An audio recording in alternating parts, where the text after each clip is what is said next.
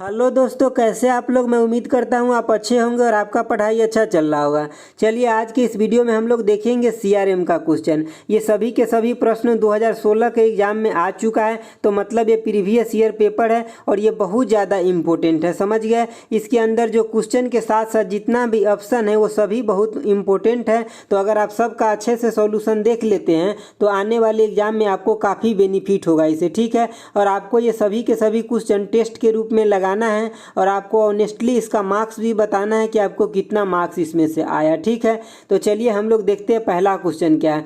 पहला क्वेश्चन है आपका, a sales person who has a customer relation selling product is said to be involve in. तो किस में आएगा, जैसे कि मान लिया जब पहले ही से कस्टमर रिलेशन है उस दुकानदार के चाहे जो सेल पर्सन है उसके साथ, तो ये जो सेल हो रहा है तो ये किसके अंतर्गत आएगा। तो ये जो प्रोडक्ट सेल हो रहा है, आपको आंसर पता चल गया ना। चलिए मैं बताता हूँ, ये हो जाएगा क्रॉस सेलिंग, मतलब क्रॉस सेलिंग के अंतर्गत आएगा। क्रॉस सेलिंग में हम आपको क्या बताए थे कि जैसे कि अगर कोई भी चीज़ आप खरीदने के लिए जाते हैं, एक तो आपका मोटिव होता है खरीदने के लिए, उसको आप खरीदने जाते हैं, और दुकानदार या सेल पर्सन जो है वो क्या करते हैं कि वो ट्राई करते हैं, कोशिश करते हैं आपके साथ कोई और उससे रिलेटेड मतलब प्रोडक्ट को बेचने के लिए, तो वही होता है क्रॉस सेलिंग। अगर उसको आप खरीद लेते हैं तो वो क्रॉस सेलिंग के अंदर आ जाता है, समझ गया बातों की। जैसे हम आपको पिछले वीडियो में एग्जाम्पल दिए थे कि अगर आप सपोज कीजिए कि कोल्ड ड्रिंक खरीदने के लिए गए और दुकानदार आपको क्या दे दिए, तो उसके साथ साथ बोले कि आप चिप्स भी ले लीजिए सर, तो आप चिप्स भी खरीद लिए, तो किस में आ जाएगा, जो चिप्स उसका बिक गया ना, तो वही आ जाएगा किस में, तो क्रॉस सेलिंग के अंतर्गत आ जाएगा। और इसके अंदर जो चारों ऑप्शन है ना, ये सभी के सभी ऑप्शन बहुत इंपॉर्टेंट है, तो हम सबका डिस्कशन करते हैं। चलिए नीचे मैं आपके लिए पूरा अच्छे से लिख के लाया हूँ, ठीक है। देखिए एक्चुअली बात ऐसा है ना कि जैसा फॉर्मेट अवेलेबल है ना पीडीएफ के फॉर्म में, मतलब जैसे कि क्वेश्चन साइट पे अगर मैं वो क्वेश्चन उठा करके आपको सॉल्यूशन कराऊं ना, तो आपको आधा समझ नहीं आएगा। किस लिए, क्योंकि आधा तो क्वेश्चन पता चलता है, आधा नहीं चलता है। इसीलिए हम बहुत मेहनत से इन सब क्वेश्चन को कलेक्ट करके आपके लिए एकदम क्लियर लिख करके लेकर आता हूं, ताकि आपको अच्छे से समझ में आ जाए। और देखिए ये सॉल्यूशन जो है ये हम टाइप नहीं कर पाते, क्योंकि इसमें एक्चुअली मन का बात लिखना होता है कि आपको क्या क्या दिख रहा है वो चीज़ें, तो इसीलिए हम इसको पेन से ही लिख देते हैं आपके लिए। देखिए क्रॉस सेलिंग में, देखिए क्रॉस सेलिंग में क्या होता है कि it is a method of selling additional product with existing customer. जो दुकानदार का एग्जिस्टिंग कस्टमर है तो उसके साथ कोई एडिशनल प्रोडक्ट बेच ले रहा है, तो वही होता है क्रॉस सेलिंग। एक तो खरीदने आया था बेचारा और दूसरे उसके साथ एक साट दिया, ठीक है, तो वही होता है क्रॉस सेलिंग। अगला देखिए कि जनरली डन बाय किसके, तो सेल्स पर्सन के द्वारा ये चीज़ों को डन किया जाता है। जैसे कि आप दुकान में सामान लेने के लिए जाते हैं तो आपका थोड़ी मन होता रहता है कि ये भी ले ले वो भी ले ले, ये सब नहीं ज़्यादा मन होता है, लेकिन दुकानदार आपको क्या करता है कि प्रलोभन दे दे करके आपके हाथे वो सामान बेच लेता है किसी तरह। तो ये किस में आएगा, क्रॉस सेलिंग में आएगा। अगला देखिए, अगला पॉइंट जो है इसमें सभी पॉइंट को आपको बारीकी से समझना है, एक भी पॉइंट को छोड़ना नहीं, यहीं से क्वेश्चन उठेगा आपका।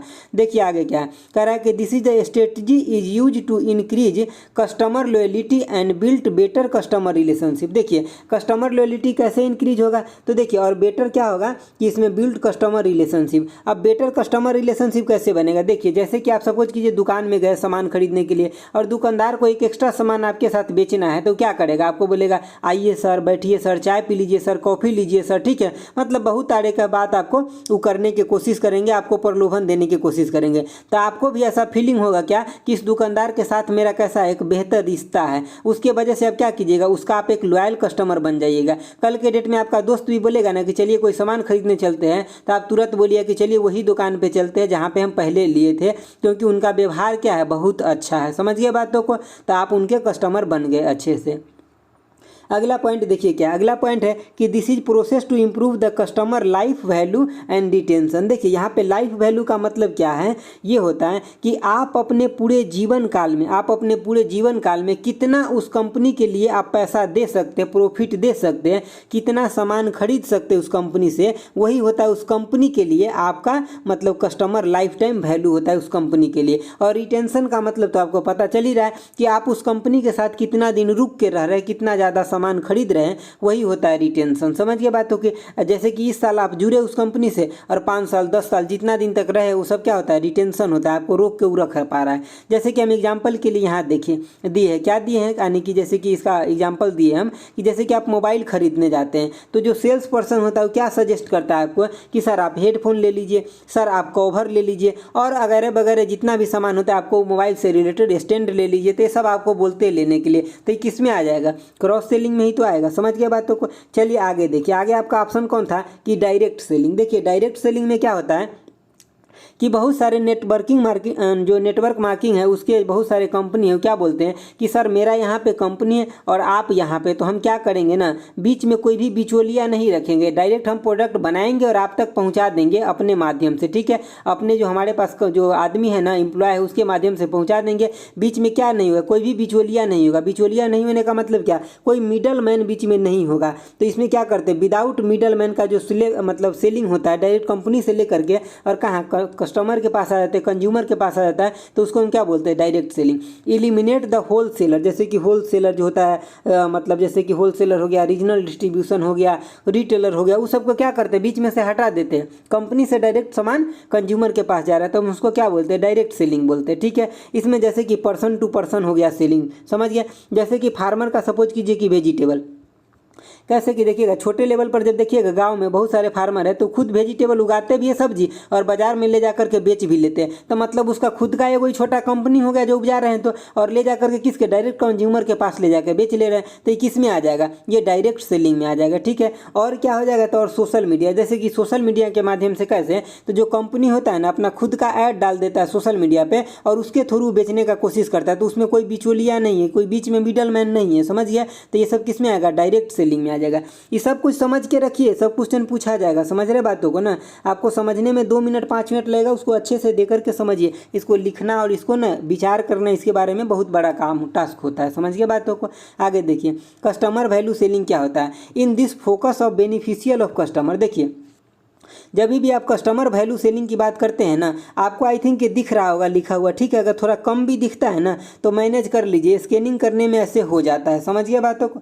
चलिए देखिए, तो इसमें क्या किया जाता है, जो कस्टमर वैल्यू सेलिंग होता है इसमें कि फोकस किया जाता है किस पे, तो कि कस्टमर का इसमें बेनिफिट क्या है उस बात पे। जैसे कि आप देखिए, जैसे कि आप सेल पर्सन है ना, तो अगर आप अगला का ख्याल जितना ज़्यादा रखिएगा ना कस्टमर का, वो उतना ज़्यादा आपके दुकान पे आएगा, चाहे उतना ज़्यादा आपसे सामान खरीदना पसंद करेंगे। समझिए बातों को। तो देखिए इसका गोल क्या होता है ना कि अंडरस्टैंड, किसको, जो सेल पर्सन होता है उसका गोल क्या होता है कि अंडरस्टैंड करना है, किसको समझना है, तो नीड एंड वांट्स, किसका नीड एंड वांट्स, तो कस्टमर का नीड एंड वांट्स। समझिए बातों को कि कस्टमर क्या चाहता है, उसका क्या आवश्यकता है, उन चीज़ों को समझना पहले सबसे बात। ठीक है, उसके बाद उन चीज़ों को समझने के बाद उसके बारे में उसको गाइड करना throughout the sale process. जब तक उसका प्रोडक्ट सेल नहीं हो जाता है तब तक उसके बारे में उसको गाइड करना है। सपोज कीजिए कि आपको पता चल गया, यहाँ पे सपोज कीजिए कि आपका इंस्टीट्यूट है, ठीक है, और यहाँ पे कोई स्टूडेंट है सपोज कीजिए, ठीक है, और आपको पता चल गया कि इसको एडमिशन लेना है, ठीक है, तो आप इसको जितना अच्छे से गाइड करते रहिएगा ना, आपको पता चल गया कि इसको एडमिशन लेना है, आप जितना अच्छा से इसको गाइड कीजिएगा ना तो आपको ज़्यादा प्रोबेबिलिटी बनता है कि आपके इंस्टीट्यूट में एडमिशन ले ले। अच्छा से आप गाइड नहीं कीजिएगा तो किसी और इंस्टीट्यूट में चलेंगे। तो यही होता है, जब तक सेल नहीं होगा, मतलब जब तक ये एडमिशन ले नहीं लेता है तब तक इसको अच्छे से गाइड करना भी किस में आएगा, तो इसी में आएगा, कस्टमर वैल्यू सेलिंग में आएगा। चलिए आगे देखते हैं 2 पॉइंट और क्या है। देखिए आगे जो आपका पॉइंट लिखा है कि this approach helps the organisation और company to deliver the more value of customer. बिल्कुल सही बात है। देखिए ये जो अप्रोच जो होता है ना, जो अप्रोच किया जाता है सेल्समैन के द्वारा, ये क्या करता है, बहुत हेल्प करता है कि इसको जो ऑर्गेनाइजेशन है या कंपनी है उसको क्या करने में, कि अच्छे से कस्टमर को वैल्यू देने में। समझ गए, जब कस्टमर को वैल्यू दिया जाएगा तभी उस कंपनी का ग्रोथ होगा और वर्ड ऑफ माउथ होगा। समझ गए बातों को, तभी वो कस्टमर क्या करेगा ना कि दूसरे कस्टमर को बता पाएगा कि ये कंपनी अच्छा है। ठीक है, देखिए अब आपका चौथा ऑप्शन क्या था कि लिंक सेलिंग क्या था। ठीक है, देखिए लिंक सेलिंग में क्या होता है ना कि जैसे कि देखिए, जैसे कि एक प्रोडक्ट होता है ना, उस प्रोडक्ट का और किसी प्रोडक्ट से लिंक होता है ना, तो वही चीज़ होता है लिंक सेलिंग। जैसे कि देखिए आप सपोज कीजिए कि बहुत सारा ऐसा प्रोडक्ट यूज करते होइएगा जो उसमें अगर वो प्रोडक्ट ना हो एक और तो वो नहीं चलेगा। जैसे कि सपोज कि आप रेडियो बजा रहे हैं, क्या करें, रेडियो, हालांकि आप तो कोई रेडियो नहीं है बजाते हैं, लेकिन आप रेडियो बजा रहे हैं तो इसका बैटरी जो हो जाएगा रेडियो के, क्या हो जाएगा, एक लिंक प्रोडक्ट हो गया, क्योंकि बिना बैटरी का क्या होगा, रेडियो बजेगा ही नहीं। तो जब आप दुकानदार से रेडियो खरीदिएगा ना तो वो बहुत ज़्यादा उम्मीद रखेगा रखेगा कि आप उससे बैटरी भी खरीदिएगा ही खरीदिएगा, तो यही क्या हो गया, लिंक सेलिंग हो गया। मतलब इसका इससे पूरा का पूरा क्या 100% लिंक है, कनेक्शन है, समझ गया। तो यही चीज़ यहाँ लिखा गया। देखिए, it is the concept that the customer purchase one product they will try to purchase other product. ठीक है, मतलब वो दूसरा प्रोडक्ट को भी क्या करेगा कि परचेज करेगा। जैसे कि ऑनलाइन शॉपिंग आप बहुत बार करते होइएगा, तो जो ऑनलाइन कंपनी है क्या करता है, आपका डाटा तो रख ही लेता है वो, ठीक है। उसके बाद जब भी आप कंपनी पे वहाँ पे अगर सर्च करते हैं तो आपको बताते रहता है क्या कि ये प्रोडक्ट जो आदमी खरीदा है ना, वो ये भी प्रोडक्ट खरीदा है। तो मतलब उसका कहने का मतलब क्या है कि अगर आप भी लेना चाहते हैं तो ले सकते हैं, इस प्रोडक्ट के साथ ये प्रोडक्ट मैच करता है, यही बात मैं कहना चाहता है। तो यहाँ पर मैं लिखा हूँ क्या कि अगर रेडियो आप किसी दुकानदार से खरीदते हैं तो दुकानदार क्या मतलब कोशिश करता है कि आपके साथ उस रेडियो का जो बैटरी है वो भी बेच ले। समझ गया बातों को। चलिए आगे देखते हैं। आगे देखिए क्या है आपका, देखिए आगे एक्चुअली ये रिपीट हो गया है वो पेज, तो मतलब इससे हम लोग आगे बढ़ जाते हैं। देखिए दूसरा नंबर क्वेश्चन क्या है, हम एगो पहला नंबर जो क्वेश्चन बताए हैं ना, वहाँ से आप एक क्वेश्चन नहीं 10 क्वेश्चन मान के चलिए कि आपका कवर हो गया। ठीक है, देखिए आपका जो दूसरा नंबर क्वेश्चन है क्या कह रहा है कि what will be the result of promising and over delivery of the sales strategy. ठीक है, तो देखिए जब आप किसी से कुछ प्रॉमिस करते हैं या उससे ओवर काम आप करके देते हैं, ओवर डिलीवरी करके देते हैं, तो उससे क्या बेनिफिट होता है, क्या होता है उससे। तो सपोज कीजिए आप किसी से कोई बात का प्रॉमिस कर रहे हैं, तो उससे क्या कर रहे हैं आप, उससे आधा मतलब अधिक से अधिक डिलीवरी दे रहे हैं, मतलब उसे ज़्यादा सेटिस्फेक्शन देने का कोशिश कर रहे हैं। ठीक है, जितना आप प्रॉमिस किए उससे ज़्यादा देने का कोशिश कर रहे हैं, तो क्या होगा उससे अगला तक खुशी होगा ना, या सेटिस्फेक्शन होगा। तो यही होता है जब आपका प्रॉमिस एंड ओवर डिलीवरी आप सेल्स करते हैं, जो होता है मतलब ज़्यादा से ज़्यादा करते हैं, तो उसमें क्या होता है, उसका रिजल्ट क्या होता है, तो उसका रिजल्ट होता है हैप्पी कस्टमर या सेटिस्फेक्शन कस्टमर। सपोज कीजिए कि आपको कस्टमर आपसे, अगर आपका कंपनी है तो आपसे क्या उम्मीद कर रहा है कस्टमर उम्मीद यही ना कर रहा है कि आपको कॉस्ट जो होना क्या होना चाहिए उस प्रोडक्ट का, तो कम होना चाहिए, क्वालिटी कैसा होना चाहिए तो बेटर होना चाहिए, सर्विस कैसा होना चाहिए तो बेटर होना चाहिए, अच्छा होना चाहिए। तो यही सब तो उम्मीद करता है। अगर ये सब चीज़ें मिल रहा है तो कस्टमर क्या होगा, फाइनली हैप्पी होगा, सेटिस्फेक्शन होगा, सेटिस्फाइड होगा ना। तो यही ऑप्शन में अगर हैप्पी के जगह सेटिस्फेक्शन भी रहता तो वो भी सही हो जाता। तो इस किसका रिजल्ट है, तो जो आप प्रॉमिसिंग करते हैं या ओवर डिलीवरी करते हैं उसी का ये क्या है, तो रिजल्ट है। चलिए हम आगे आपको जितना भी ऑप्शन लिखा गया है सब के सब ऑप्शन इंपॉर्टेंट है, हम सबके बारे में आपको जानकारी देंगे। देखिए पहले सबसे पहले क्या है कि हम यही जो ऑप्शन आपका आंसर था हम उसी के बारे में डिस्कस कर लेते हैं कि प्रॉमिसिंग एंड ओवर डिलीवरिंग से यानी कि सेल्फ स्ट्रेटजी क्या होता है, सेल्स स्ट्रेटजी क्या होता है। तो ये होता है कि customer satisfaction and happy customer will be try to result of a promising and over delivering sales strategy. समझ गया बातों को। ये क्या होता है ना कि ये इसका रिजल्ट किसका रिजल्ट होता है, जो आप क्या करते हैं प्रॉमिस करते हैं और ओवर डिलीवरिंग जो करते हैं मतलब सेल्स स्ट्रेटजी को, तो उसी का ये क्या होता है, रिजल्ट होता है क्या कि हैप्पी हो जाए कस्टमर, खुश हो जाए या वो सेटिस्फाइड हो जाए। तो इस किसका रिजल्ट होता है, तो इसी का रिजल्ट होता है जो आप एक्स्ट्रा कुछ करके देते हैं। वो एक्स्ट्रा क्या करके देते हैं ये मैं नीचे पे आपको एग्जांपल के रूप में दिखाऊंगा। देखिए पहले ये लाइन आप देख लीजिए क्या लिखा हुआ है कि कस्टमर के सेटिस्फेक्शन के लिए आप जो कुछ भी करते हैं ना वही क्या कहलाता है, तो ओवर डिलीवरिंग कहलाता है, वही ओवर डिलीवरिंग कहलाता है। देखिए आगे एग्जाम्पल में क्या है कि जैसे कि कॉस्ट ऑफ प्रोडक्ट, कस्टमर क्या चाहता है कि हमें कॉस्ट ऑफ प्रोडक्ट कम होना चाहिए, कम में मिल जाना चाहिए। दूसरा बात क्या कि सर्विस क्वालिटी, वो बेटर सर्विस क्वालिटी आपसे उम्मीद करता है। उसके बाद क्या है कि डिलीवरी टाइम, वो चाहता है कि हमारा कम टाइम में प्रोडक्ट डिलीवर हो जाए। उसके बाद वारंटी चाहता है, ठीक है। उसके बाद क्या, it helps the customer expectation, ये सब क्या करता है कि कस्टमर का जो एक्सपेक्ट है, आशा है आपसे, उसमें ये हेल्प करता है। समझ गया बातों को। इससे होता है आगे क्या, तो इससे आगे कंपनी को भी बहुत बेनिफिट होता है। क्या क्या बेनिफिट होता है कि इट विल यानी कि it will be beneficial for business के लिए बहुत ज़्यादा बेनिफिट होता है, क्योंकि ये सब अगर चीज़ मिलने लगता है कस्टमर को तो कस्टमर उसका लॉयल कस्टमर बन जाता है, मतलब बार बार अब उसी से सामान खरीदेगा। समझ गए बातों को। तो देखिए this result to helps repeat the sale, मतलब वो आप सेल को बार बार खरीदेगा, उसी कंपनी के पास जाएगा अगर वो सब सर्विस उसको मिल रहा है तो, ठीक है। उसके बाद free advertising through the word of mouth, अब क्या करने लगेगा, वो जो पर्सन है, जो कस्टमर है, वो क्या करने लगेगा कि उस कंपनी के और उस प्रोडक्ट के बारे में लोगों को भी बताने लगेगा। तो कंपनी की तरफ से कैसा एडवर्टाइजमेंट हो गया, फ्री हो गया, क्योंकि फ्री में कर रहा है एडवर्टाइजमेंट। उसके बाद वर्ड ऑफ माउथ हो गया, क्योंकि ये एक आदमी दूसरे आदमी को बता रहा है, एक कस्टमर दूसरे कस्टमर को बताते हैं, तो उसको क्या बोलते हैं, वर्ड ऑफ माउथ बोलते हैं। समझ गए बातों को। कंपनी के बारे में एक्सप्लेन कर रहा है, बता रहा है कि उसका अच्छाई क्या क्या है उसके बारे में। चलिए हम लोग अब तीसरा ऑप्शन देख लेते हैं क्या था। देखिए एक्चुअली तीसरा क्वेश्चन का आंसर पहले ही लिखा गया, हम पहले तीसरा क्वेश्चन देख लेते हैं, उसके बाद उसका आंसर देखेंगे, ठीक है। देखिए यहाँ पे है क्या आपका क्वेश्चन क्या कह रहा है कि the various way through which the company strategically communicate about its product to the market place is called. तो हम उसको क्या बोलते हैं, जो कंपनी क्या करता है, कम्युनिकेट करता है अपने मतलब प्रोडक्ट के बारे में, एक मार्केट प्लेस के बारे में, तो हम उसको क्या बोलते हैं, तो इसको हम बोलते हैं इंटीग्रेटेड मार्केट कम्युनिकेशन बोलते हैं। इस सभी का आप आंसर नोट भी करते हैं, ये सिर्फ मेरे भरोसे डिपेंड नहीं रही कि सर बता देंगे तो हम डायरेक्ट देख लेंगे, ठीक है।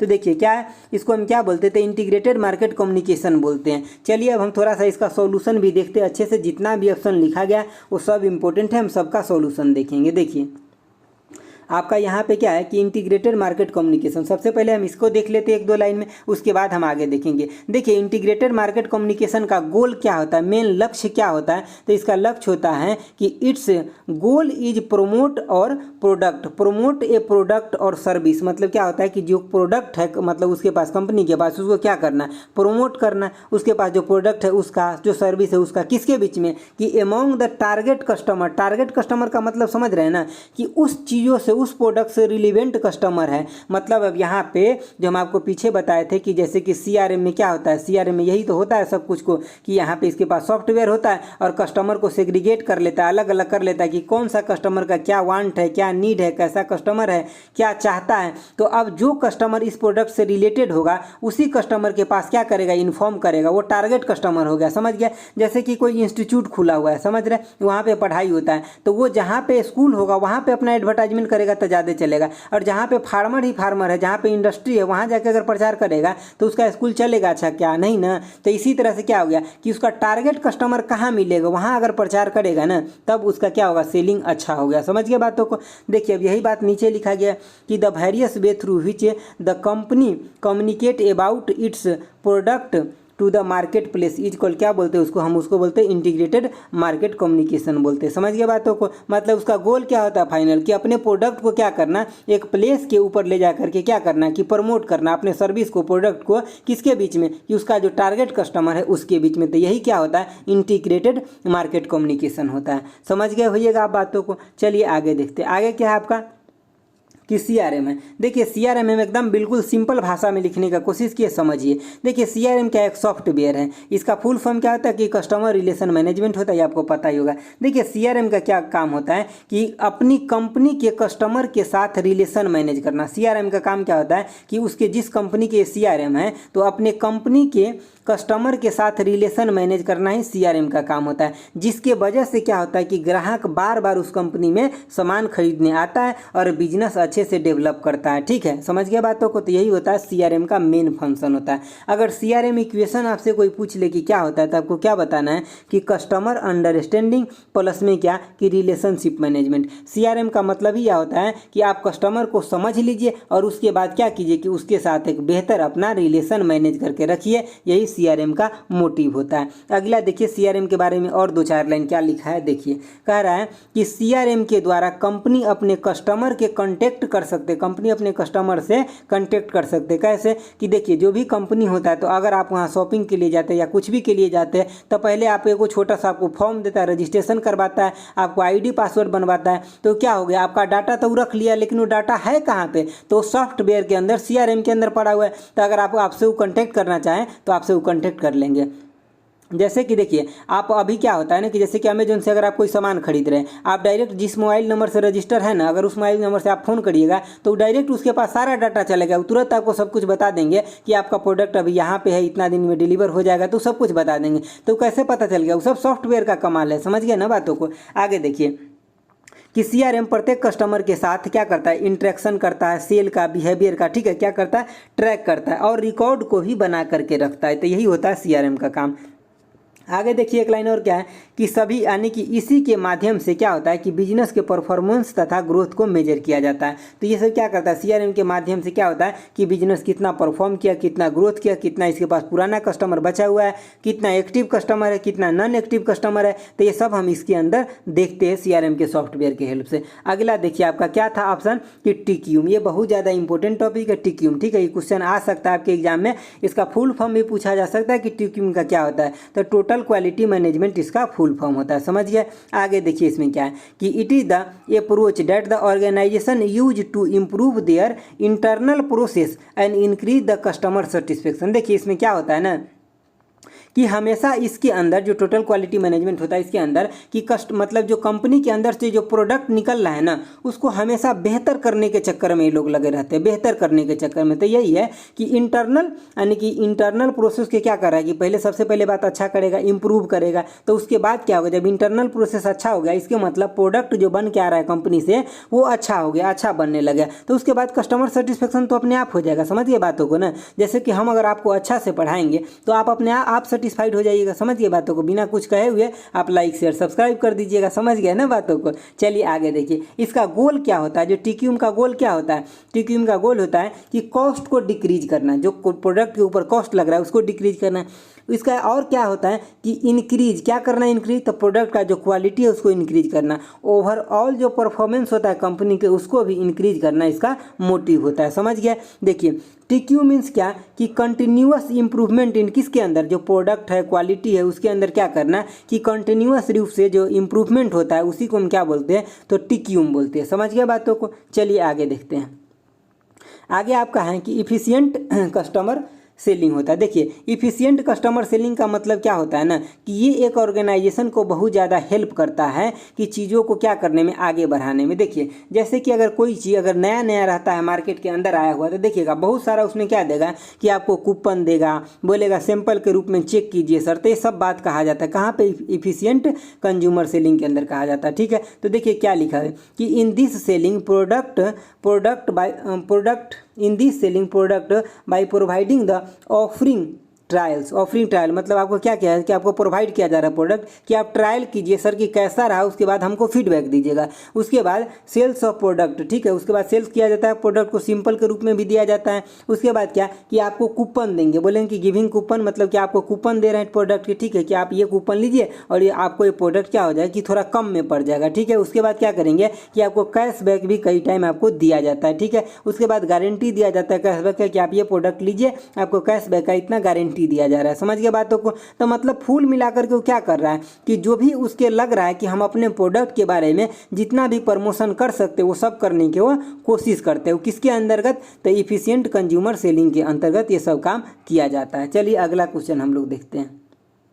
देखिए आपका अगला क्वेश्चन है 4 नंबर। ठीक है, 4 नंबर क्वेश्चन क्या हो गया कि आपके पूछ रहा है सास का मतलब, सास के जनरली इसमें फुल फॉर्म आपसे पूछा जा रहा है तो क्या होता है, सॉफ्टवेयर एज ए सर्विस होता है। लेकिन हम थोड़ा सा एक लाइन इसके बारे में देख भी लेते हैं क्योंकि अगर एग्जाम में आ जाए तो बन जाना चाहिए अच्छे से। देखिए जो सास के बारे में मैं यहाँ पे क्या लिखा कि सॉफ्टवेयर एज ए सर्विस तो होता ही, और सास हैज मेनी बिजनेस एप्लीकेशन, इसके पास बहुत सारा बिजनेस एप्लीकेशन है, सॉफ्टवेयर है जो चलता है। जैसे कि फाइल शेयरिंग हो गया, सॉफ्टवेयर है सास के पास। उसके बाद ईमेल हो गया, ठीक है, कैलेंडर हो गया, यानी कि कस्टमर रिलेशनशिप मैनेजमेंट हो गया, जैसे कि ह्यूमन रिसोर्स हो गया, ठीक है, यानी कि HR हो गया। तो ये सब सॉफ्टवेयर है किसके पास, सास के पास है। तो ये सब भी आपको एक नज़र याद रखना है अच्छे से। चलिए अब हम लोग देखते हैं 5वां नंबर क्वेश्चन क्या है। देखिए आपका 5वां नंबर क्वेश्चन क्या कह रहा है कि which one among the following is not a way of gaining permission for the sending email to people. देखिए बहुत सारा आपको मेल पर बहुत सारा कंपनी का एडवर्टाइजमेंट आता होगा, आप देखे होइएगा, बहुत सारा कमर्शियल बिजनेस से रिलेटेड आपको आता होगा, नोटिस आता होगा, मेल आता होगा कि बहुत सारा तरह के हर दिन में 50 को आता होगा। तो देखिए जब वो मेल आता है ना तो आपको देखिएगा नीचे में अगर गौर से देखिएगा ना तो एगो लिंक दिया रहता है सबसे नीचे में, और वहाँ पे ये भी लिखा रहता है कि अनसब्सक्राइब। अगर ये मेल आपको नहीं चाहिए ना तो आप इसको अनसब्सक्राइब कर दीजिएगा, तो कल से ही नहीं भेजेगा आपको। ठीक है, तो इसमें से कौन सा है जो प्रोसेस नहीं है, तो सेल्फ ऑप्ट जो है ना ये प्रोसेस नहीं है किसी मेल को भेजने का। ठीक है, बाकी जो है ऑप्ट आउट हो गया, ऑप्ट इन हो गया, ठीक है, डबल ऑप्ट इन हो गया, तो ये सब जो है ये प्रोसेस है, इसके द्वारा आपको मेल भेजा जा सकता है। ठीक है, लेकिन ये कोई भी प्रोसेस नहीं है। इसके बारे में हम थोड़ा एक लाइन देख भी लेते हैं। ठीक है, जैसे कि देखिए यहाँ पे क्या है कि परमिशन का मतलब क्या हो गया कि आपसे सबसे पहले बात वो परमिशन लेना चाहते हैं। अगर आप परमिशन दीजिएगा ना तभी जा करके वो आपको मेल भेजना शुरू करेंगे, ऑफिशियल कमर्शियल जो भी मेल है मार्केट के रिगार्डिंग है, वो अपना मार्केटिंग करता है वो सब, और वो आपसे मेल कैसे ले लेता है तो आपको पता भी नहीं चलता। जैसे कि कई बार आप किसी मॉल में जाते हैं, किसी कंपनी के साथ और भी एडवर्टाइजमेंट के साथ आप रजिस्टर करते, फॉर्म फिल करते, तो वहाँ से कंपनी आपका क्या करता है, मेल पूरा का पूरा कलेक्ट कर लेता है। बहुत बार क्या होता है आपको बहुत सारे ऑफर दिया जाता है ना, तो ऑफर के माध्यम से आपको बोलता है आप रजिस्टर कीजिए, और जब भी आप रजिस्टर करते हैं ना तो आपका क्या करता है, डाटा वहाँ से निकाल लेता है। तो वही चीज़ होता है, जो आपको ऑफर दिया जा रहा है ना, तो एक्चुअली वो अपना घर से कुछ नहीं दे रहा है, एक्चुअली जो उसको खर्चा लग रहा था एडवर्टाइजमेंट में ना, वो चीज़ें बचा करके आपसे वो एक्चुअली रियल डाटा आपसे वो ले लिए। समझ गए बातों को? तो यही इसमें किया जाता है। ऑप्ट इन में क्या होता है कि जैसे कि आप बहुत बार आप कोई फॉर्म को फिल करते हैं, तो साइन अप करते हैं, तो साइन अप करने के दौरान आप अपना मोबाइल नंबर, जीमेल आईडी डालते हैं, तो उसी पे आपको बार बार आने लगता है। ऑप्ट आउट का मतलब क्या होता है कि जैसे अगर आप चाहिए तो उसको अनसब्सक्राइब भी कर सकते हैं, उसके बाद आपको मैसेज नहीं देगा। समझ गए बातों को? आगे देखिए, आगे आपका छठा नंबर क्वेश्चन। देखिए छठा नंबर क्वेश्चन क्या हो गया कि आने की the strategy to ensure the purchase of new product और high quality product by the customer is call. तो हम उसको क्या बोलते हैं? जैसे कि देखिए, कस्टमर एक तो वो होता है कि मार्केट में जाता है और सभी जगह प्रोडक्ट को पहले देखता है क्या लेना चाहिए क्या नहीं लेना चाहिए, उसके बाद वो बहुत ज़्यादा डिसाइड करने के बाद कोई एक प्रोडक्ट लेता है। और एक कस्टमर ऐसा होता है ना कि वो जाता है मार्केट के अंदर और जो न्यू प्रोडक्ट आया है जिसके अंदर अच्छा फीचर है वो प्रोडक्ट लेगा, और हाई क्वालिटी का जो प्रोडक्ट है उसको खरीदेगा। तो उस कस्टमर को हम क्या बोलते हैं? तो उसको हम बोलते हैं अपग्रेडिंग बोलते हैं। उसको हम क्या बोलते हैं? अपग्रेडिंग कस्टमर बोलते हैं। ठीक है, bye the customer is call, तो उसको हम क्या बोलते हैं? अपग्रेडिंग बोलते हैं। जो ये मतलब नए प्रोडक्ट को मार्केट में से खरीदता है या हाई क्वालिटी प्रोडक्ट को खरीदता है तो हम उसको हम अपग्रेडिंग बोलते हैं। थोड़ा सा हम इसके बारे में जो लिखे हैं ये भी आप सॉल्यूशन देखिए। देखिए यहाँ पे क्या लिखा हुआ है कि अपग्रेडिंग में क्या होता है कि एक कस्टमर परचेज न्यू प्रोडक्ट और हाई क्वालिटी प्रोडक्ट। ये क्यों परचेज करता है? क्योंकि इनको लगता है जो अपग्रेड होकर के आया है ना, तो इसमें अब क्या हुआ कि मेन फीचर बहुत सारा जुड़ गया हो गया।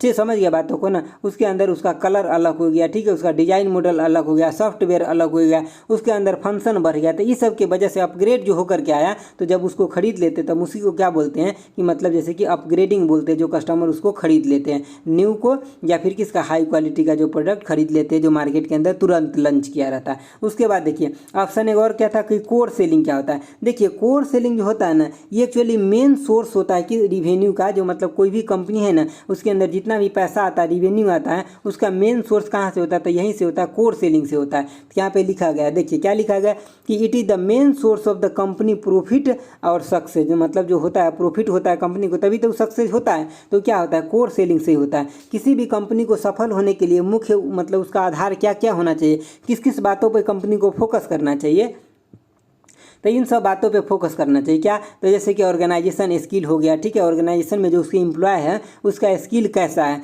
उसके बाद पर्सनलाइजेशन स्किल होना चाहिए, ठीक है, प्रेजेंटेशन स्किल होना चाहिए कि जैसे कि सपोज कि एडवर्टाइजमेंट हो रहा है उस कंपनी का, तो कैसा वहाँ पे प्रेजेंटेशन हो रहा है, समझ गया। उसके बाद लिसनिंग स्किल होना चाहिए, इमोशनल इंटेलिजेंस होना चाहिए। इमोशनल इंटेलिजेंस का मतलब है कि आप कई बार सामान लेने के लिए जाते हैं तो देखते हैं आपके साथ ऐसा बिहेवियर करता है ना दुकानदार, इतना अच्छा से बिहेव करता है कि आप उसके इमोशन के अंदर आकर करके आप कई बार प्रोडक्ट को खरीद लेते हैं। तो ये सब भी क्या है? एक कोर सेलिंग का पार्ट है, समझ गया। ये सब ट्रेनिंग के दौरान सिखाया जाता है। अगला देखिए, अगला आपका एक ऑप्शन था क्या कि फुल लाइन सेलिंग। देखिए फुल लाइन सेलिंग का मतलब क्या होता है ना, फुल लाइन सेलिंग में क्या होता है कि it is a lower cost strategy about the product और मार्केट। देखिए फुल लाइन सेलिंग में होता है कि जैसे कि आप देखते हैं ना कहीं कहीं ऑफर चलते रहता है, क्या कि बल्क में रहता है कि अगर आप 50 प्रोडक्ट लीजिएगा तो आपको एक प्रोडक्ट फ्री में मिल जाएगा। तो ये किस में आता है कि फुल लाइन सेलिंग में आता है कि वहाँ पर क्या हो रहा है, मतलब एक तरीके से कॉस्ट को क्या कर रहा है कि मतलब प्रोडक्ट का जो कॉस्ट है ना और मार्केट का कॉस्ट उसको मिनिमम करने का, लो करने का कोशिश किया जा रहा है।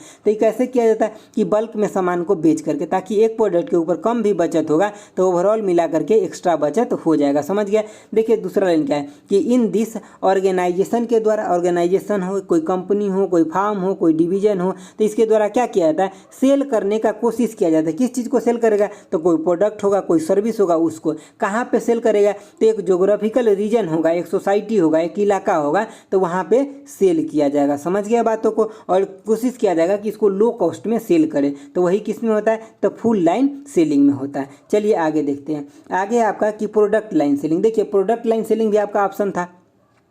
तो प्रोडक्ट लाइन सेलिंग का मतलब क्या होता है? In this similar group of the product sold by A company under the same brand. मतलब एक ही ब्रांड का बहुत सारा सिमिलर मतलब ग्रुप में चीज़ों को सेल किया जाता है, तो हम उसको क्या बोलते हैं? प्रोडक्ट लाइन सेलिंग बोलते हैं। एक ही ब्रांड का जब ग्रुप में सेल किया जाता है चीज़ों को तो प्रोडक्ट लाइन सेलिंग बोलते हैं, ठीक है दोस्तों। आप इस बात से मत घबराइए कि सर वीडियो बड़ा हो रहा है, अगर आपको सीखना है तो देखना तो पड़ेगा, समझ रहे बातों को ना, क्योंकि कंपटीशन इतना ज़्यादा है कि अगर आप अच्छे से नहीं पढ़िएगा तो आपका सीट कोई और लेकर के भाग जाएगा, ठीक है। इसीलिए आप अच्छे से पढ़िए। मैं आपको मतलब बता देता हूँ। देखिए आप लोग सुनते हैं कि हम बहुत मेहनत करते हैं, देखिए जितना मेहनत हम आपके लिए क्वेश्चन करके लाते हैं ना, अगर उतना मेहनत आप कीजिएगा तो 100% आपको समझ में आ जाएगा। देखिए अभी मैं ऐसे बताना नहीं चाहता हूँ लेकिन बताता हूँ। देखिए अभी रात के कितना बज रहा है, मैं आपके लिए रिकॉर्डिंग कर रहा हूँ, देख लीजिए टाइम 12:13 हो रहा है। ये AM हो गया 12:13, लेकिन फिर भी आपके लिए रिकॉर्डिंग करता हूँ क्योंकि मेरे पास दिन में टाइम नहीं रहता है, इसलिए मैं रात में आपके लिए रिकॉर्डिंग करके रखता हूँ। ये वीडियो मैं आपको कल दूंगा, समझ रहे हैं। तो 12 बजे रात में मैं काम कर रहा हूँ आपके लिए,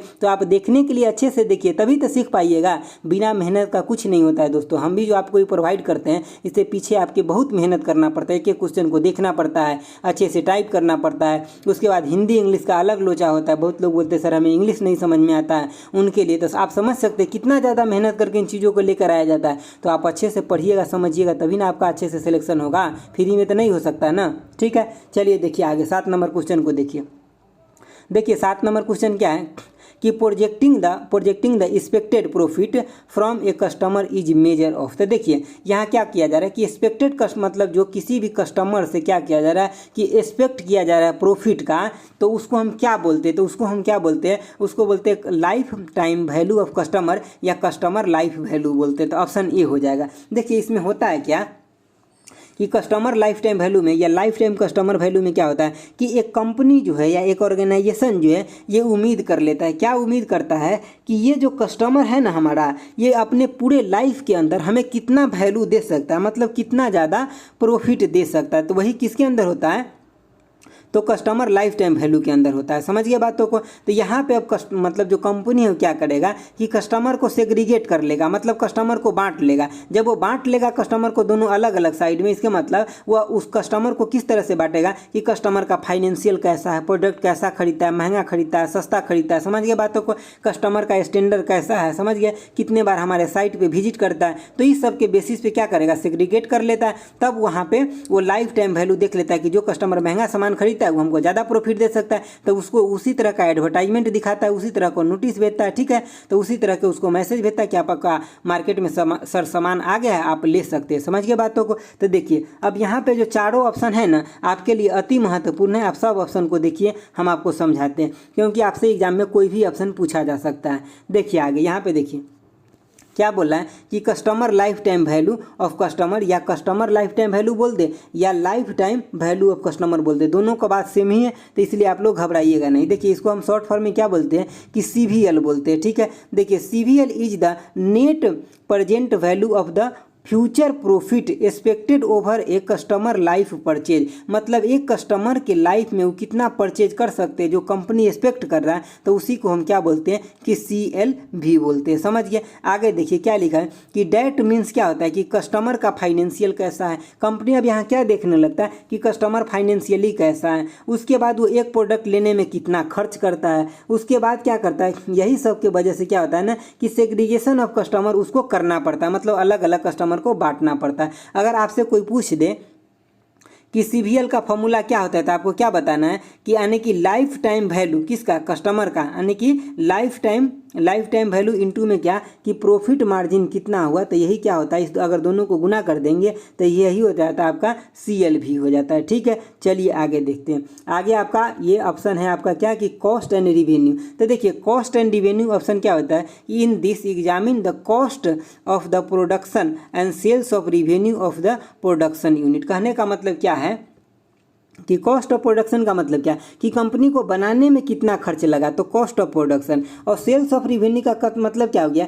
कि कंपनी का जो सामान बना था उसको बिकने के बाद कितना पैसा आया, तो वही किस में हो जाएगा, तो सेल्स ऑफ रिवेन्यू हो जाएगा। ठीक है, देखिए इसका गोल क्या होता है, लक्ष्य क्या होता है ना कि अर्न प्रॉफिट, मतलब प्रॉफिट को अर्न करना है। समझ गए बातों को। अगला देखिए पॉइंट क्या है कि कंपनी प्रॉफिट और less determination by the cost of the revenue. समझ गए बातों को। देखिए कंपनी के अंदर प्रॉफिट जो होता है और लॉस जो होता है ना उसको क्या किया जाता है, डिटरमाइन किया जाता है किस में, तो कॉस्ट एंड रिवेन्यू के अंदर। देखिए कॉस्ट का मतलब क्या कि जो बनाने में कितना लगा, रिवेन्यू का मतलब क्या उसको बेच करके कितना पैसा आया। समझ गए बातों को। चलिए अगला ऑप्शन देखिए। अगला आपका कि मार्केट प्रोफेबिलिटी। देखिए मार्केट प्रोफेबिलिटी में क्या आ जाएगा कि in this measure the net profit earn by the business in a particular market. मतलब एक पार्टिकुलर मार्केट में देखिए, जैसे कि एक भी कंपनी होता है तो उसके कई सारा पार्टिकुलर अलग अलग ब्रांच होता है, समझ गए। तो एक पार्टिकुलर मार्केट से कितना आया, तो यही हम ये कहाँ पे मेजर करता है, तो इसी में मार्केट यानी कि प्रोफेबिलिटी में करते हैं, समझ गए बातों को। देखिए मतलब इतना मतलब बोलते बोलते ना मैं परेशान हो गया, इसीलिए अब बोलने में भी मुझे प्रॉब्लम हो रहा है, क्योंकि मैं सुबह से 2 मतलब और भी वीडियो बना चुका हूँ इसीलिए, ठीक है। देखिए अब यहाँ पे क्या है कि एग्जाम्पल के लिए अगर मैं बोलूँ यहाँ पे तो क्या हो जाएगा, जैसे कि मार्केट की अगर मैं एग्जाम्पल बोलूँ तो क्या हो जाएगा, जैसे कि होल सेल्स हो जाएगा, रिटेलर हो जाएगा, ठीक है। उसके बाद जैसे कि जो पब्लिक सेक्टर हो गया, प्राइवेट सेक्टर हो गया, तो ये सब क्या है, एक तरह का क्या है, मार्केट है सब, समझ गया बातों को। चलिए आगे देखते हैं। आगे आपका ऑप्शन कौन सा था, देखिए आगे आपका ऑप्शन खत्म हो गया था, अब ये 8 नंबर आ गया, समझ गया बातों को। देखिए और ये क्वेश्चन बहुत ज़्यादा इंपॉर्टेंट है, VBI लगा लीजिए। Which of the following does not falls under the C suite, मतलब सी स्वीट के अंदर कौन नहीं आता, ये आपको बताना है। तो देखिए सी स्वीट के अंदर या सी स्वीट बोल दे या सी लेवल बोल दे, इसके अंदर कौन आ जाता है, जो एक कंपनी के अंदर जो सबसे हायर मोस्ट मतलब जो पोस्ट पे होते हैं ना वही लोग आते हैं। तो देखिए इसमें जैसे कि चीफ जिसके आगे भी लगा हुआ है ना, ये सब एक्चुअली हायर मोस्ट पे ही होते हैं। तो इसमें सेल मैनेजर जो होते हैं ये इस सब के कंपेरिजन में लोअर पे हो जाएंगे। अगर इससे कोई नीचे रहता ऑप्शन तो हम वो भी लगा लेते, लेकिन यहाँ पे नहीं है, इस सब के कंपेरिजन में यही है, तो ये हो जाएगा आपका क्या आएगा, सी स्वीट के अंदर नहीं आएगा, बाकी ये तीनों आ जाएगा, समझ गया बातों को। चलिए हम थोड़ा सा एक्सप्लेनेशन आपको बताते हैं। देखिए एक्सप्लेनेशन में क्या है, देखिए जैसे कि आपका सी स्वीट हो गया या सी लेवल मीन्स क्या हो जाएगा कि most important senior executive officer of a organisation और कंपनी, जो सबसे मोस्ट जो सीनियर एग्जीक्यूटिव ऑफिसर होते हैं ना किसी भी ऑर्गेनाइजेशन का और किसी भी कंपनी का, वो सी स्वीट या सी लेवल के अंदर आता है। जैसे कि एग्जाम्पल की अगर मैं बात करूँ तो जैसे कि चीफ एग्जीक्यूटिव ऑफिसर हो गया, उसके बाद चीफ फाइनेंशियल ऑफिसर हो गया, उसके बाद चीफ ऑपरेशनल ऑफिसर हो गया, उसके बाद चीफ इंफॉर्मेशनल ऑफिसर हो गए। तो ये सब किस में आएंगे, सी स्वीट या सी लेवल के अंतर्गत आएंगे, ठीक है दोस्तों। मैं एक बात आपसे बताना भूल गया, देखिए जैसे कि जो मैं मैथ का वीडियो लेकर के आता हूं ना, जिस वीडियो के ऊपर लिखा हुआ है कि रामबाण for RRB NTPC CBT 2 and group D, वो वीडियो आपके लिए भी रामबाण है। अगर आपको हिंदी समझ में आता है ना, तो अब मैं आपको सजेस्ट करता हूं कि आप देखिए, आपके एग्जाम में जो 24 मार्क्स आना है ना, वो यहीं से हेल्प मिलेगा, क्योंकि आपको पता है जो NTPC का पेपर आता है ना, इससे हार्ड आपका DFCCIL का पेपर नहीं आएगा, आप इतना जान लीजिए। तो आपको इससे काफ़ी बेनिफिट मिलेगा, तो आप उस सभी को बनाइए अच्छे से और सीरियसली रूप से उसको फॉलो कीजिए, आपको काफ़ी बेनिफिट मिलने वाला। और वो सब क्वेश्चन कोई मैं नहीं सेट कर रहा हूँ, वो सब क्वेश्चन TCS के द्वारा पूछा गया है और आपका भी एग्जाम TCS के द्वारा होना है, तो बहुत आपके लिए वो इम्पोर्टेंट है वीडियो, आप इतना मान के चलिए, समझ गए बातों को। चलिए आगे देखते हैं। आगे आपका क्वेश्चन है 9 नंबर। देखिए 9 नंबर क्वेश्चन क्या कर रहा है कि personalisation in the digital environment refers to. देखिए आजकल जो डिजिटल इन्वायरमेंट है ना, इसके अंदर क्या करता है, जो भी कंपनी है डिजिटल कंपनी है, वो एक एक कस्टमर पे मतलब क्या कर रहा है कि नज़र रख रहा है। जैसे कि सपोज कीजिए कि आप DFCCIL का वीडियो देखते हैं और मेरा चैनल सब्सक्राइब किए हुए, ठीक है, और लाइक भी आप करते हैं, तो जब भी हम वीडियो डालेंगे ना, तो आपके पास क्या करेगा, यूट्यूब तुरंत मैसेज कर देगा नोटिफिकेशन का। क्या कर रहा है, किसके वजह से हो रहा है, तो यही तो हो रहा है personalisation in the digital environment. Digital environment की वजह से आपको पर्सनल रूप से ख्याल रख रहा है, समझ गए बातों को। तो आपको पर्सनल मैसेज भेज दिए कि सर वीडियो आ गया, आप देख लीजिए, समझ गए बातों को। तो ये क्या हो गया, इसका ऑप्शन क्या हो जाएगा, तो tailor messaging to individual customer. ये किस में होता है कि personalisation in the digital environment में होता है कि tailor message to individual customer, एक एक कस्टमर को चुन चुन कर मैसेज करते हैं, तो किस में आएगा, डिजिटल इन्वायरमेंट में आएगा। सपोज कीजिए कि आप अमेजन से चाहे फ्लिपकार्ट से अपने बर्थडे पे एक गिफ्ट खरीद लीजिए बर्थडे नाम से, ठीक है। देखिएगा आप अगला साल जब आपका बर्थडे आएगा ना, उससे पहले ही आपको रिमाइंड कर देगा कि सर आपका बर्थडे आ गया, ऑफर चल रहा है, ये सामान आप खरीद लीजिए, समझ गए बातों को। देखिए इसमें जो चारों ऑप्शन है इंपॉर्टेंट है, तो हम सभी ऑप्शन को यहाँ पे देखेंगे और एक्सप्लेन करेंगे। देखिए पहली बात हम बात करेंगे आपका किसका, तो यानी कि personalisation in the digital environment. देखिए इसका मतलब होता है कि tailor messaging to individual customer. That means क्या कि 1-to-1 market experience for a customer. Company क्या कर रहा है, एक एक आदमी का, एक एक पर्सन का क्या कर रहा है कि वो मार्केट एक्सपीरियंस ले रहा है, फीडबैक ले रहा है, जज कर रहा है कि कैसा है। जैसे कि सपोज किसी का वीडियो आया आपके पास, उसको आप 4 बार अगर इग्नोर कर दीजिएगा, नॉट इंटरेस्टेड में टिक लगा दीजिएगा, तो अगले बार से यूट्यूब आपके पास सजेस्ट करके उसको नहीं भेजेगा। आप उसको उसको सब्सक्राइब अगर कर लेते हैं और लाइक कर देते हैं, कमेंट कर देते हैं, तो वीडियो उसका आते ही आपके पास आ जाएगा। तो ये क्या कर रहा है, पर्सनल टाइप से ही तो आपको ट्रीट किया जा रहा है डिजिटल इन्वायरमेंट के अंदर, समझ गया। तो देखिए यहाँ पे क्या लिखे हम कि according to performance and need of audience,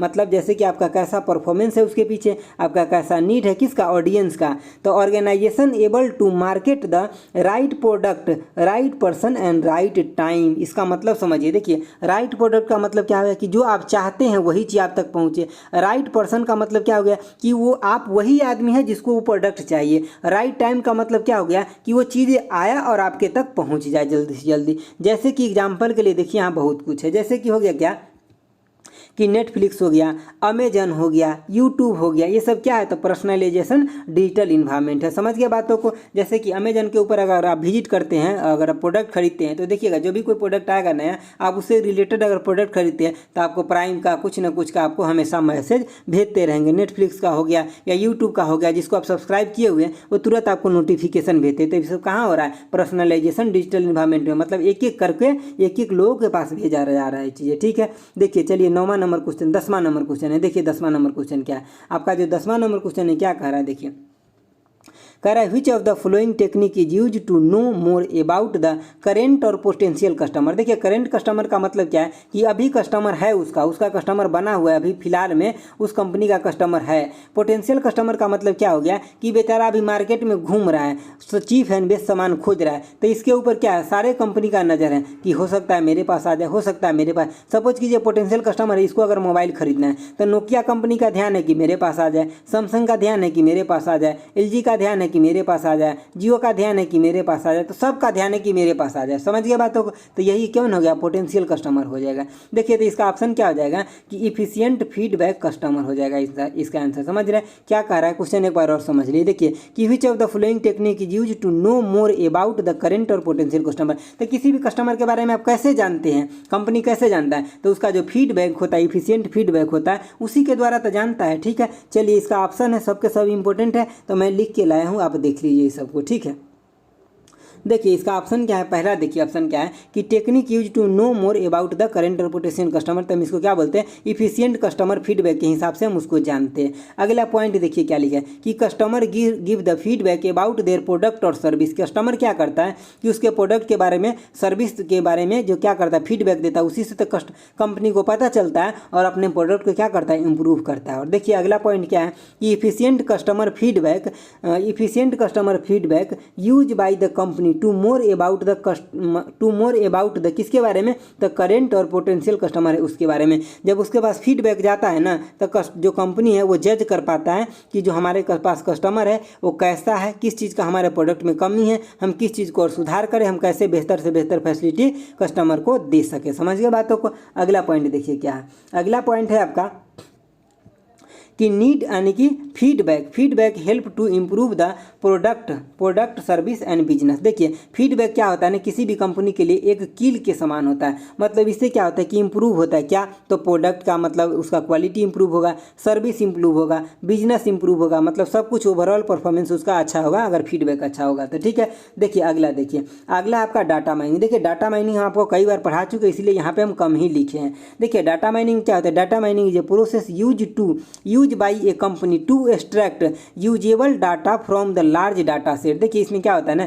कि बहुत सारा अगर डाटा पड़ा हुआ है रेंडम फॉर्म में ना, तो यहाँ से अपने ज़रूरत के अकॉर्डिंग एक छोटा सा डाटा निकाल लेते हैं, अमाउंट ऑफ डाटा अपने ज़रूरत के अकॉर्डिंग, तो हम उसी को क्या बोलते हैं, डाटा माइनिंग बोलते हैं। समझ गए बातों को। और company use data mining software to develop the market strategy, increase the sales and decrease the cost. Data इसको अगर यूज करता है कंपनी तो उसका पर्पज़ क्या होता है, कोई भी कंपनी कोई सॉफ्टवेयर यूज करता है तो उसका पर्पज़ यही होता है कि हम ज़्यादा से ज़्यादा अपना सेल्स को ज़्यादा से ज़्यादा बढ़ा सके। समझ गए बातों को, क्योंकि सेल्स बढ़ेगा तभी उसको प्रॉफिट भी होगा ना।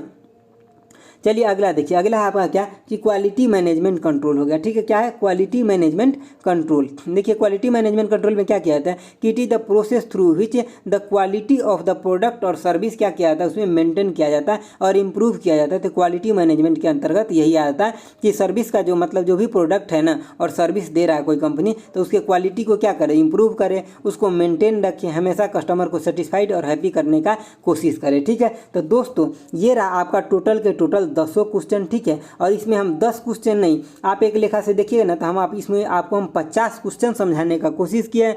तो हम जो आपके लिए बहुत मेहनत करके चीज़ों को लेकर के आते हैं और 12 बजे 1 बजे रात के वीडियो हम रिकॉर्ड कर रहे हैं आपके लिए, ठीक है, ताकि आपको बेहतर से बेहतर वीडियो मिल सके। हमारे थोड़े मेहनत की वजह से अगर आपको बेहतर मिल सके और एग्जाम में आप सिलेक्शन ले सके तो इससे बड़ा और क्या हो सकता है कि नहीं। तो चलिए दोस्तों, आप जरा इन बातों पे ध्यान रखिएगा कि आप अपने दोस्तों के साथ शेयर जरूर कीजिए, क्योंकि जब मैं इतना मेहनत करके आपके लिए लेकर के आता हूँ तो आपको 1 मिनट लगेगा। अपने दोस्तों के साथ ग्रुप में शेयर कीजिए। दोस्तों जानते हैं सबसे अच्छा बिजनेस क्या होता है? Give and take. अगर आपसे अगर किसी से बेनिफिट मिल रहा है ना तो आप उसी टाइम में अगर आपसे पॉसिबल है ना तो उसके लिए भी कुछ कीजिए ना, तो वही आपको सेटिस्फेक्शन वो बात दिलाएगा। आपको सेटिस्फेक्शन क्या दिलाएगा कि जब आपके लिए कोई कर रहा है उसके लिए अगर आपके पास टाइम है तो करिए। ये आपको सबसे ज़्यादा सेटिस्फेक्शन दिलाएगा और लाइफ में अच्छे रहने का एक मौका भी देगा। समझ के बात हो ना? क्योंकि देखिए, एक तरफ से लेने वाले पर्सन वो हमेशा लेने की ही कोशिश करते हैं, लेकिन जो पर्सन लेते भी है और देते भी है ना उसे ही बेस्ट पर्सन माना जाता है। समझ गए बातों को? तो आज के लिए इतना ही रखते हैं दोस्तों, ठीक है, और फिर मिलेंगे हम अगले वीडियो में। तो thanks for watching, okay bye, जय हिंद दोस्तों।